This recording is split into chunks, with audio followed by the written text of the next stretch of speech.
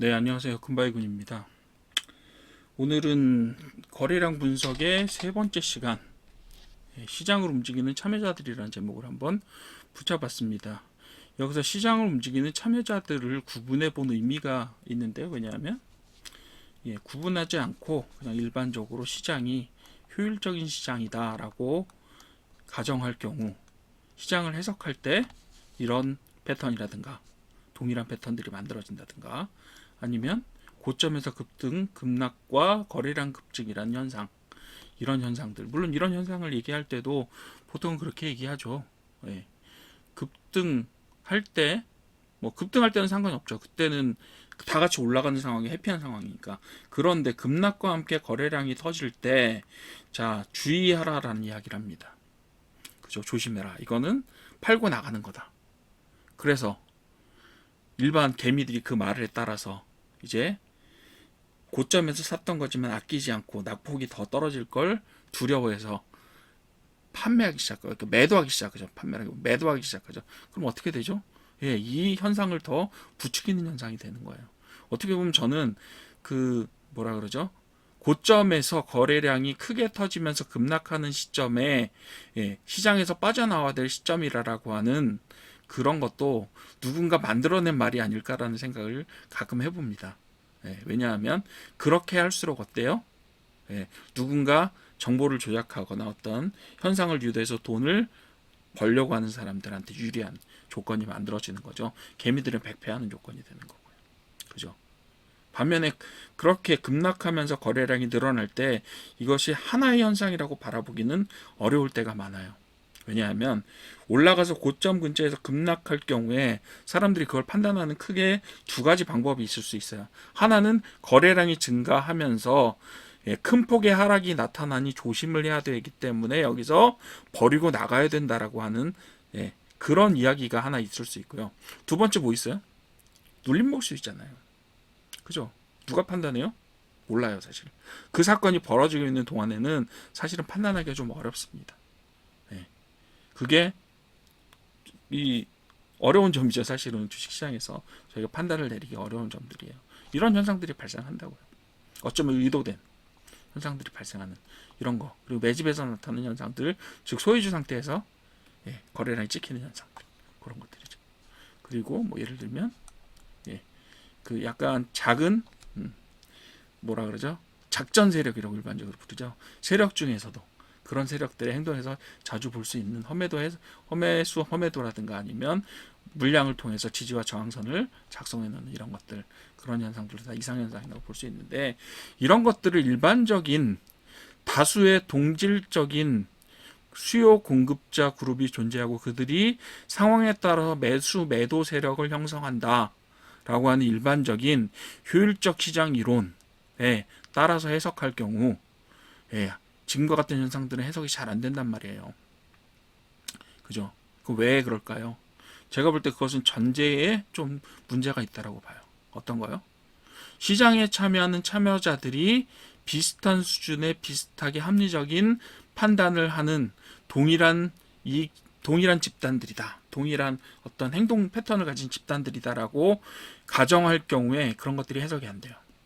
그래서 저는 여기서 의문을 가지고 이 문제를 해석하기 위해 여러 가지 그죠? 그 상황들을 보게 되는 거죠. 상황들을 보고 여러 가지 꽤 오랫동안 여러 가지 상황들을 해석해 보면서 어떤 잠정적인 결론에 이르렀습니다.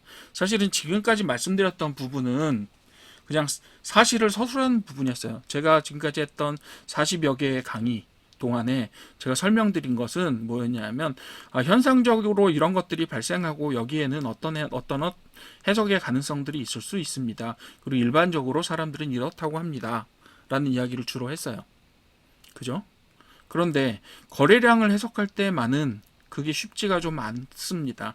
그래서 여기에는 일정 정도 제가 시장에 대한 어떤 가정을 세우고 그 가설을 증명해 나가는 과정들이 지금까지 필요했어요. 테스트도 해봐야 되는 과정이 필요했고, 그래서 이 부분에 있어서는 사실 지금 여러분들이 생각하시는 강의를 들으시는 분들 중에 이것에 동의하실 수 있는 분들이 있을 수도 없을 수도 있습니다. 하지만 저는 어쨌든 간에 결론을 낸 부분이고요. 그래서 저는 여기서 그 시장 참여자를 세 가지 정도의 그룹으로 나누기로 했습니다.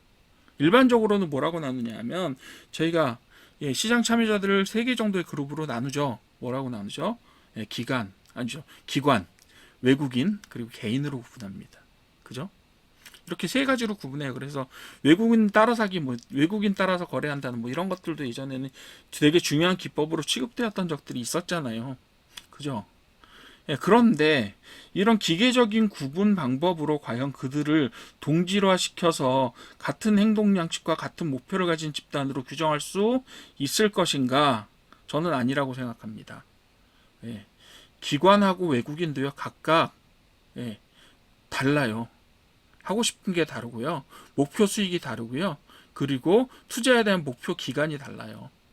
그리고 행동하는 양식도 다르고, 그리고 추구하는 어떤 위험에 대한 그런 위험에 대한 내성이라고 해야 돼, 위험에 대한 추구도라고 해야 될까, 그런 것도 다 달라요. 기관도 각각 다 다르고요. 그죠? 외국인들도 각각 다 달라요. 개인은 더 말해서 뭐 하겠습니까? 개인들은 여기서 보시게 되면 개인들도 단기 투자자 하시려는 단기 투자자들도 엄청 많고요. 그에 비해서 스윙 투자를 지향한다라는 분들도 있고요. 어떤 분은 그냥 의도하지 않았던 장기 투자자가 되는 분들도 있어요. 그리고 개인 중에서도 장기 투자자가 있는가 하면 기관 중에서도 장기적인 투자를 하는 기관이 있을 수 있고, 외국인도 마찬가지입니다. 그리고 그 하부에 들어가게 되면 예를 들면 외국인 중에도 저희가 검은머리 외국인이라고 할 수 있는 그런 사람들도 있고, 그리고 이거는 합법적인 건 아니지만 차명 계좌도 분명히 개인 계좌 중에는 섞여 있을 수가 있어요. 그렇기 때문에 어때요? 하나로 뭉뚱그려 설명하기는 좀 어려워요. 그걸 명목적으로 구분했을 때.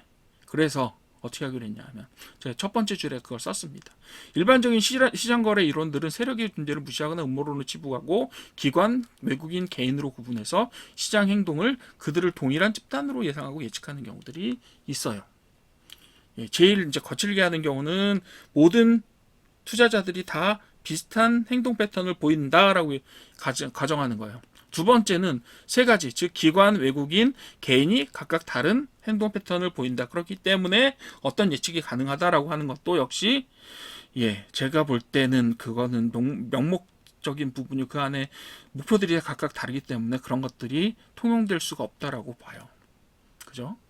그래서 각각의 명목적인 시장 참여자들이 서로 다른 목적으로 서로 다른 행동을 취하고 서로 다른 형태의 수익을 추구하고 있기 때문에 서로 다른 행동을 해야 돼요.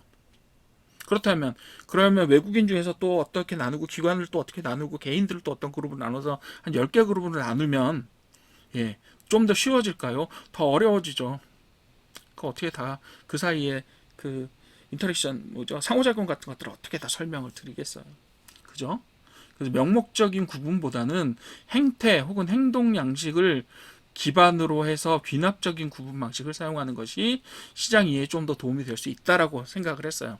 즉 어떤 방식으로 어떤 가상의 그룹을 만들고 그 그룹들이 어떻게 행동하는 것들이 되어야 과연 시장 이해가 더 쉬울까라는 방법을 저희가 찾아낸 거죠. 시장을 이해하는 어떤 하나의 시장을 보는 방법들이에요. 그렇기 때문에 이것이 약간 그렇다고 해서 합리적이지 않은 건 아니고 충분한 합리성을 담보하고 있지만, 그럼에도 불구하고 의견이 통합적으로 존재하지는 않아요. 여기에는 시장을 보는 눈이 다 통합적이라고 하면 수익을 얻을 수가 없어요. 그렇기 때문에 저만의 독특한 어떤 보는 시각을 만들어냈는데, 그게 지금 제가 여러분들한테 소개해드릴 그런 부분이 될 것 같아요. 이 부분에 대해서는 전적으로 동의하실 수도 있고, 일부만 동의하실 수도 있고, 좀 덜 동의하실 수도 있고, 나는 별로 관심 없지만 한번 들어보겠다라고 분들도 있을 수 있어요. 그런 부분들이 다 있다고 생각합니다. 하지만 적어도 저도 제법 열심히 시장을 보고 판단을 내린 거기 때문에 어쨌든 한번 들어봐 주시기를 바랍니다. 도움은 되실 거라고 생각해요. 그래요. 그렇게 해서 3가지 정도로 구분했습니다. 실제로 제가 세력과 개인과 또 단기 투자자 3개 정도로 구분을 했어요. 요거를 구분할 때는 사실은 거래량이라는 부분들의 도움을 많이 받았습니다. 가격보다는. 왜냐하면 거래량을 많이 발생시키는 어떤 그룹을 만들려다 보니까 이제 그 그룹들이 조금 더 선명하게 보여졌다라고 보면 될 것 같습니다. 그래서 강세장에서는 각 세력들이 어느 정도 다 왜냐하면 시장이 팽창하고 유동성이 증가하고 있기 때문에 어느 정도 수익을 다 얻는 것처럼 볼 수 있어요. 하지만 어때요? 횡보장이나 지금 같은 약세장에서는 특별하게 의도를 갖지 않은 상태라고 하면 시장이 내려오거나 횡보하기 때문에 추가적인 수익을 얻을 수 있는 가능성이 별로 없어요. 그래서 강세장보다 약세장이나 아니면 지금 횡보장이나 약세장에서 어때요? 제로섬 게임 형태의 게임 형태가 작동하는 경우들이 많아요.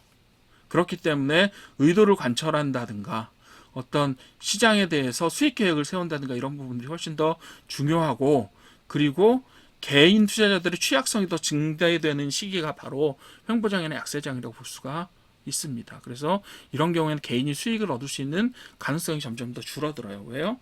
개인들이 어떤 판단을 내리기가 점점 힘든 시장이기 때문에 그래요. 올라갈지 내려갈지 대세 상승에서는요 대충 다 올라가기 때문에 그냥 잘 타면 돼요. 근데 하락하는 장에서는 정말 어떻게 될지 몰라요. 까딱하면 하락이라는 대세, 일반적으로 다른 사람들이 하는 것처럼 가면요 하락이라는 대세를 타게 돼요. 그래서 그냥 돈을 잃게 됩니다. 그리고 단타 거래자들도 어때요? 예전에는 팽창할 때는 유동성이 늘어나고 시장이 커지고 빠른 속도로 거래가 일어나기 때문에 그 사이에 타고 작은 수익을 먹으면서 단기적으로 계속해서 수익을 올릴 수 있는 확률이 높았어요. 그렇지만 지금은 어때요? 수익을 얻는 단타 거래자보다는 어때요? 손해를 보는 단타 거래자들이 더 많을 수 있어요. 더 실력이 좋아야 어떻게 보면 단타 거래자로서의 실력이 더 좋아야 어때요? 예전보다는 좀 더 살아남을 수 있는 게 되는 거죠. 불황에서는 다 마찬가지예요. 불황에서 자영업자들이랑 마찬가지라고 보시면 됩니다. 그래서 결국 시장에서 나타나는 각각의 현상들은 시장 참여자들의 개별적인 행동을 고려해서 재해석할 필요가 있기 때문에 제가 3가지 종류 정도의 시장 참여자들을 상정해 봤습니다. 거래량에 큰 영향을 미치는 어떤 시장 참여자들이에요. 그렇게 보시면 되겠고, 3가지 참여자들을 간단하게 특징과 이런 것들을 한번 보도록 하시죠. 첫 번째로는 세력입니다. 세력은 성격이 어떻게 되죠? 거대한 자금력과 정보력, 조직력을 가진 집단 또는 개인일 수 있어요. 왜요?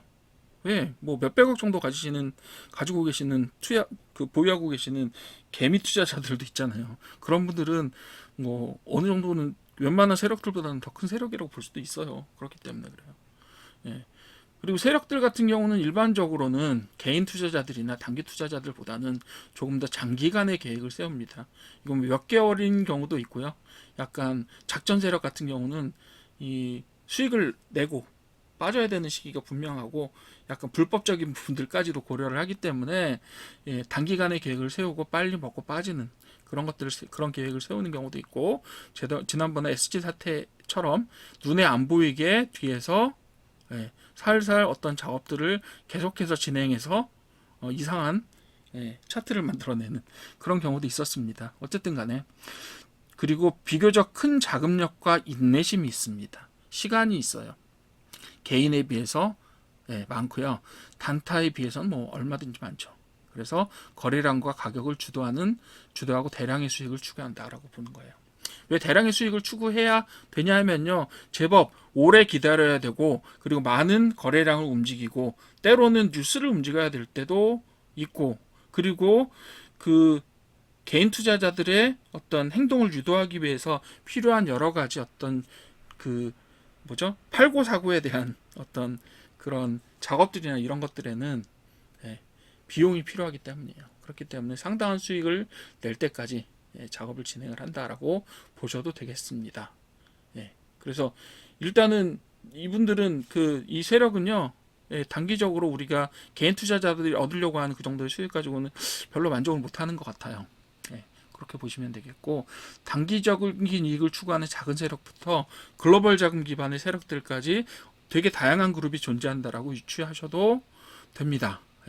거기에는 저는 그걸 이렇게 딱히 어떤 것으로 정의하고 싶지는 않습니다. 물론 명목적으로, 그리고 되게 이름을 드러내고 하는 연기금이라든가 이런 엄청난 큰 세력들도 있지만 우리가 알지 못하는 숨어있는 그 사이의 세력들도 엄청 많다고 봐져요. 그리고 행동 패턴은 어떻게 되느냐 하면 의도적으로 거래량을 발생시키고 소멸시킵니다. 그럴 수 있어요. 능력이 있죠. 왜요? 네, 자금이 있으니까. 그리고 물량이 있으니까. 자금이 있으면 거래량 발생 소멸 가능합니다. 그죠? 네, 가능해요. 큰 자금이 있으면. 그리고 가격 급등하고 급락의 실행자이기도 합니다. 마치 양떼머리 개들과 같은 역할을 해요. 그죠? 양이 한 1000마리쯤 있으면 양떼머리 개들은 2-3마리만 있어도 그 의도를 실행시킬 수 있어요. 왜요? 예. 양떼들의 습성을 알고 그들을 어떻게 유도하면 어떤 방향으로 움직일 수 있다는 걸 알기 때문이에요. 그리고 굉장히 민첩하고 약간 양들을 위협할 수 있는 능력을 가지고 있잖아요. 그렇게 되는 거예요. 그래서 일정 가격대를 지키거나 돌파시키거나 이탈시키기 위해서 대량의 주문을 투입할 수 있는 능력이 있어요. 하지만 대량의 주문을 투입하는 의도는 뭘까요? 돈 벌려고 해요. 결국 어떻게 해요? 낮은 가격에서 일반 투자자들 혹은 다른 투자자들의 그 물량을 모으죠. 그리고 나서 여러 가지 방법들을 통해서 여러 가지 단계들을 통해서 가격을 올리고 높은 가격대에 그들한테 넘기고 수익을 올리고 빠지는 거죠. 그게 목표예요. 실은 다른 목표가 있는 건 아니고요. 그걸 하기 위해서 하는 겁니다. 그리고 이상현상을 직접 발생시켜요. 왜요? 마찬가지로 목표를 위해서. 그래서 물량의 조절, 자금의 투입, 뉴스의 발생, 기타 등등을 다 유도합니다. 그래서 시장을 유도한다. 이렇게 몰아가는 그런 행동들을 하는 것이 바로 세력이다라고 저희는 정의를 했습니다.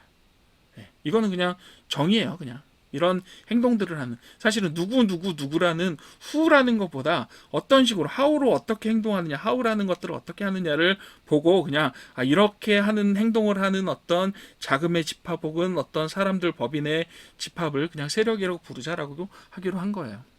그죠? 두 번째로는 어떤 그룹이 있을까요? 여러분들이요. 개인 투자자, 개미, 그죠? 그리고 자금 규모가 크지 않고 기관 외국인이라고 여기는 썼었는데 실제로는 요 뒤에 숨은 것은 가로 열고 세력 이렇게 보시면 돼요. 정보력이 제한적이죠. 정보력이 제한적이에요. 그리고 정보를 만들 수 있는 능력은 전혀 없어요. 대부분의 경우. 그죠? 정보를 만들 수 있는 능력이 없어요. 그래서 실제로 테마 정보라든가 이런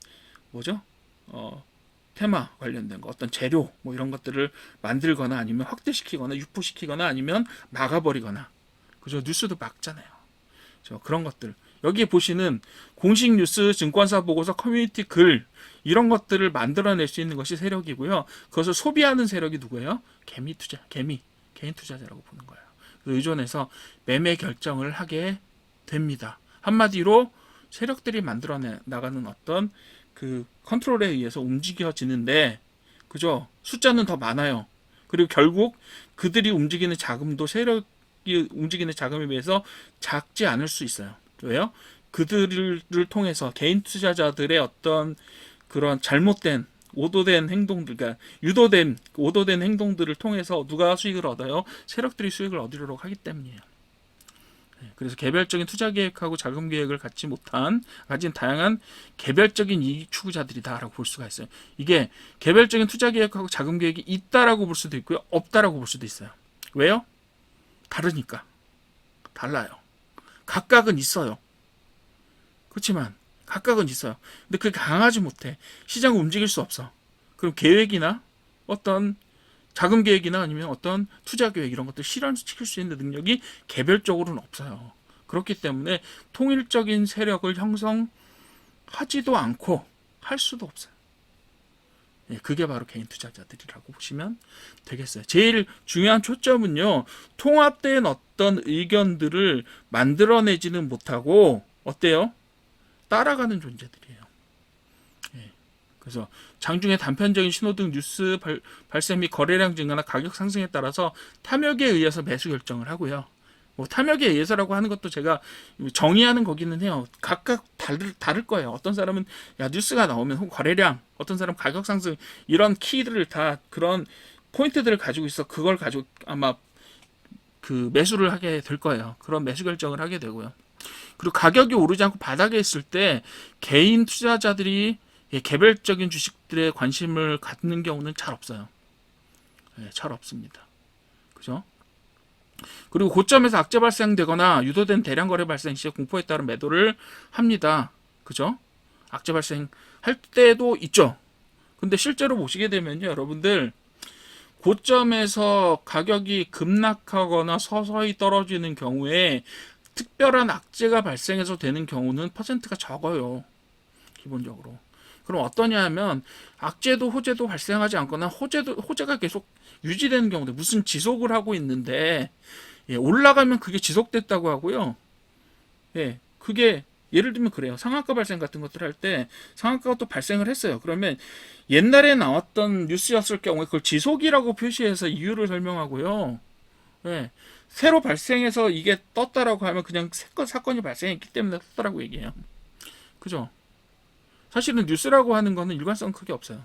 상한가와 관련해서 어떤 뉴스, 어떤 재료가 만들어졌다라고 했을 때 그게 정말 일관성이 있느냐라면 별로 일관성이 없습니다. 어떻게 스토리를 만들어서 거기에다가 들이대느냐에 관련된 거예요. 근데 그걸 만들 수 있는 건 개인이 하기 좀 어려워요. 그죠?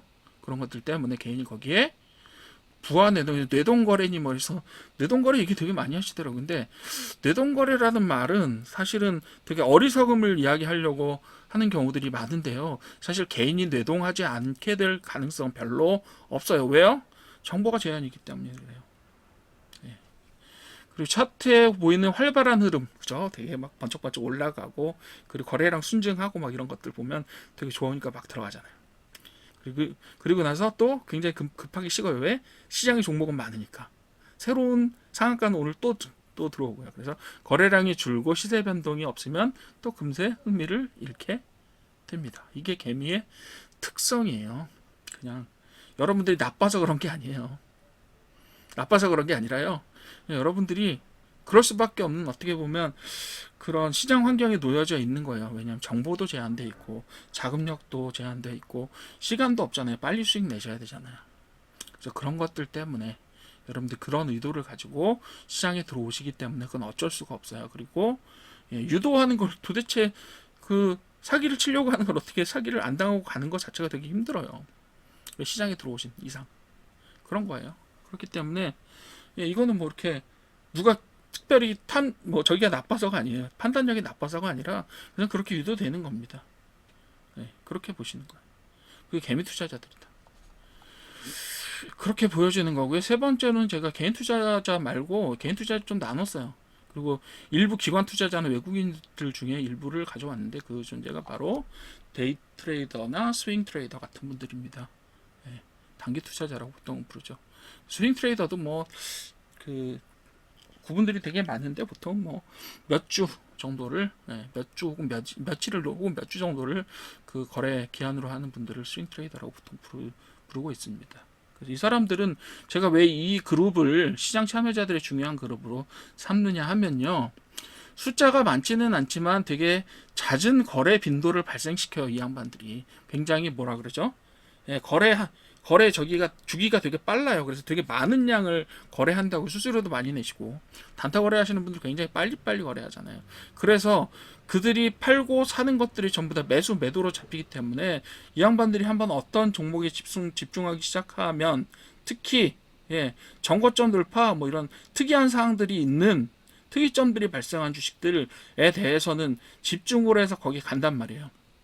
그렇기 때문에 그 특별히 고점에서 움직이는 어떤 종목들에 대해서 많은 거래량을 발생시키는 주 역할을 하는 그런 투자자들이 하나의 그룹이라고 봐서 제가 단기 투자자들을 하나의 중요한 참여자들일 수 있다라고 보고 여기 참여시킨 겁니다. 물론 기관 투자자들 중에서도 단기 차익을 노리는 자금들이 분명히 존재합니다. 성격은 어떠냐 하면 상대적으로 매매 빈도 매우 높죠. 몇 분 안에 팔고 빠지는 경우도 많고, 그리고 데이 트레이더는 기본적으로 어때요? 아침에 들어올 때 물량이 없어요. 저녁에 나갈 때도 다 현금화하고 끝납니다. 그죠? 그 사이에 거래들이 몇십 번, 몇백 번 일어나기 때문에 굉장히 매매량 자체가 많아져요. 그래서 거래량이 많아진다는 거죠. 짧은 기간 내에 시세 차익을 노리는 트레이더들이고요. 그리고 기본적 분석보다는 가격 흐름, 거래량 차트, 거래량 차트 시그널 이런 것들에 집중을 하게 됩니다. 그러니까 당연히 어떤 거죠? 세력들이 움직이는 유도에 따라서 굉장히 빠른 속도로 반응하는 마치 단거리 육상 선수 같은 역할을 하게 되는 거예요. 단거리 육상 선수라는 이야기를 할 때는요, 여러분들 몇 가지 제가 나중에도 한번 말씀드리겠지만 몇 가지 의미가 있어요. 이건 비유긴 하지만 단거리 육상 선수는 굉장히 빠른 속도를 가지고 있어요. 단거리 육상 선수는.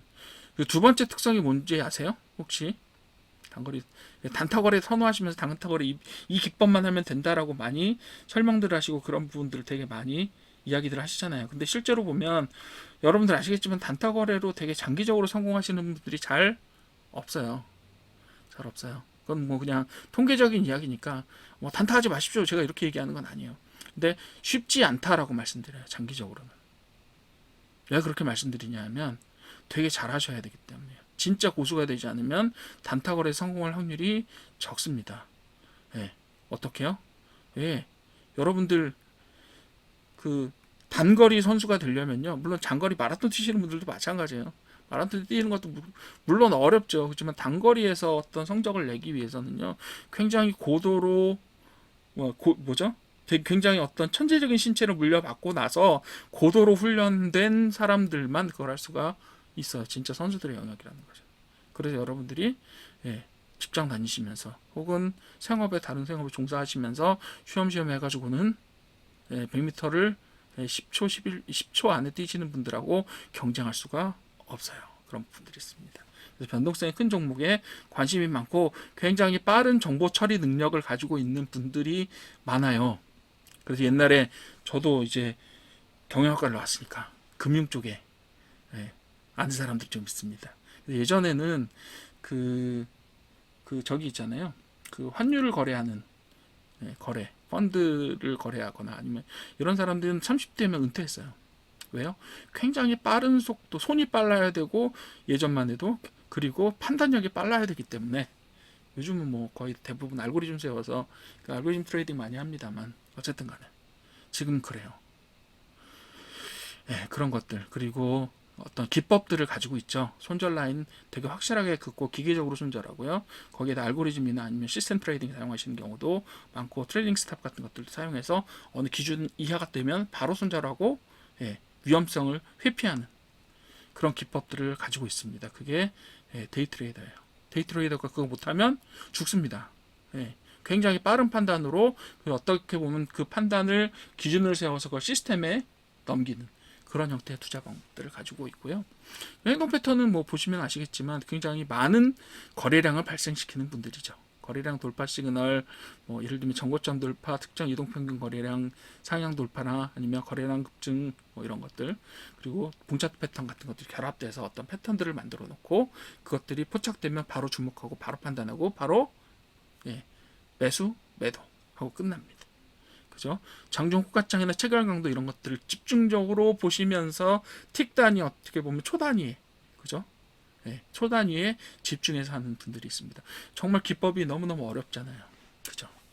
그리고 거래량 유지, 변동성 이런 것들은 일반적으로 보는 시각들은 이것보다 더 빨라요. 실은. 그래서 거래량이 감소하기 시작하면 그 종목에서 바로 다른 종목으로 전환하는 다른 종목으로 빨리 옮겨가서 다시 매매량 거래량 발생시키는 그런 형태로 합니다. 그래서 제가 구분하기로는 이 정도의 세 가지의 특징적인 시장 참여자들을 기반으로 해야 어느 정도 시장의 움직임들을 해석할 수 있는 기반이 되지 않겠느냐라고 생각을 합니다. 그래서 다음 시간에는 뭘 할 거냐 하면 과연 그러면 이런 그 투자자들을 상정했을 때 그들이 움직이는 그죠? 그들을 상상했을 때 우리가 지금까지 얘기했었던 어떤 거래량의 여러 가지 규칙들 있잖아요. 그런 부분들을 어떻게 재해석해야 되느냐를 몇 가지 볼 거예요. 뭐 예를 들면 거래량은 뭐 그저 가격에 선행한다 뭐 이런 규칙들 되게 많잖아요. 뭐 한 30개, 40개, 뭐 50개 뭐 이렇게 만들어져 있더라고요, 이미. 근데 그런 부분들을 저희가 다 할 수는 없고, 제가 중요하다고 생각하는 세 가지 정도의 아주 많이 통용되는 이야기들을 한번 보고, 그것들을 어떻게 해석할 것인가를 한번 다음 시간에 이야기해 보고요. 결국 그렇다면 거래량을 분석할 때 가장 중요한 요소로 생각되어야 되는 것들이 어떤 것인가, 그걸 한번 살펴보도록 합시다. 물론 여기서도 제가 말씀드렸지만 거래량 분석만으로 할 수 있는 건 없어요. 제가 누누이 마지막 시간이 될 때마다 약간 초치는 심정으로 얘기를 하는데요. 거래량도 하나의 요소입니다. 거래량도 하나의 어떤 시장을 읽는 여러 시그널들 중에, 여러 가지 변수들 중에 하나일 뿐이에요. 네, 통합적으로 해석되어야 합니다. 시장을 보실 때는. 네, 그렇게 보셔야 된다는 거예요. 그것 때문에 제가 이런 재료들을 다 가르쳐 드리는 거예요. 지금 제가 이야기하는 이 모든 것들이 다 재료예요. 지금까지 거의 많이 왔죠. 패턴도 했고, 뭐 캔들 차트 하나하나도 했고, 추세도 했고요. 그리고 패턴, 뭐 파동 이런 것들 다 해봤잖아요. 그런 것들. 그리고 다음 주, 이번 주 말부터 아마 뭐가 될 거냐면, 뭘 제가 정리를 해드리기 시작할 거냐면 보조 지표들을 정리할 거예요. 보조 지표들의 일단 종류를 한번 다 모아서 정리를 한번 해보고, 어떤 카테고리가 있다를 1차적으로 정리를 해보고, 그 보조 지표 중에서 대표적인 것들, 제일 고전적인 것들부터 아마 몇 가지 정리를 해 나가겠죠. 지금 아마 여러분들이 HTS 쓸 수 있는 보조 지표들이 몇백 가지 돼요. 실제로 보시게 되면 거기에다가 몇백 가지에다가요, 거기에 각각 파라미터들, 그러니까 며칠 단위로 볼 거냐, 저기로 볼 거냐, 주 단위로 볼 거냐, 일 단위로 볼 거냐, 아니면 분 단위로 볼 거냐에서부터 거기에 각각 얼마의 시간을 가지고 그 각각의 보조 지표들을 변형시킬 거냐, 뭐 이런 것들 있잖아요. 예를 들면 이평선만 해도 어때요? 5, 10, 2일도 있어요. 2, 3, 5, 10, 20, 60 되기 전에 30이나 40 쓰시는 분들도 있어요. 그 다음에 어때요? 120, 근데 100 쓰시는 분도 있어요. 또 200, 240, 그죠? 그 다음에 360, 480, 1000일 엄청 많죠. 이동평균선만 해도. 거기에다 그거에 각각 일, 주, 월의 이동평균선이 가능하고요. 분 단위로도 이동평균선을 잡을 수가 있어요. 그럼 그것만 해도 벌써 몇백 가지가 됩니다. 그거 다 고려하실 수 없잖아요. 그죠? 네, 그런 것들을 생각해 보면 조금 보조 지표들에 대해서도 그런 시각을 좀 가지셔야 돼요. 제가 설명을 해드리겠지만 항상 같은 기조로 말씀을 드립니다. 한 가지 보조 지표를 가지고 돈을 벌 수는 없어요. 자, 단언할게요. 그건. 여러분들이 한 가지 보조 지표를 가지고 완전 벌 수 있는, 돈 긁어모을 수 있는 알고리즘이 만들어졌다. 그럴 수는 없습니다. 불가능해요. 그거는 원래 시장이라는 원칙 자체에서 불가능합니다. 그래서 그런 것들을 한번 살펴보도록 할 겁니다. 그래서 일목균형표 한번 보고, 그리고 맨 마지막으로 지지저항을 포함해서 매수 매도의 방법이라든가 이런 것들을 한번 크게 정리를 하고 끝내겠습니다. 근데 제가 이번에 끝내는 게, 이게 제가 뭐 시의에 따라서, 지금 타임에 따라서 해야 되는 이야기들도 아니고 기본적인 내용들을 여러분들하고 지금 강의를 하는 거기 때문에 그 정도 수준으로 알아봐 주시면 될 것 같습니다. 오늘 일단 시장을 움직이는 참여자들에 대해서 한번 설명을 해봤고, 다음 시간에 그 원칙들하고 뭐 몇 가지 이야기들을 해보고 나면 아마 저희가 거래량 부분들은 끝낼 수 있을 것 같아요. 거래량에서 결코 거래량을 끝냈다고 해서 결론이 끝나는 건 아닙니다. 그렇게 보시면 돼요. 오늘 강의도 수고 많이 하셨고, 도움이 되셨으면 구독 부탁드리겠습니다. 감사드립니다.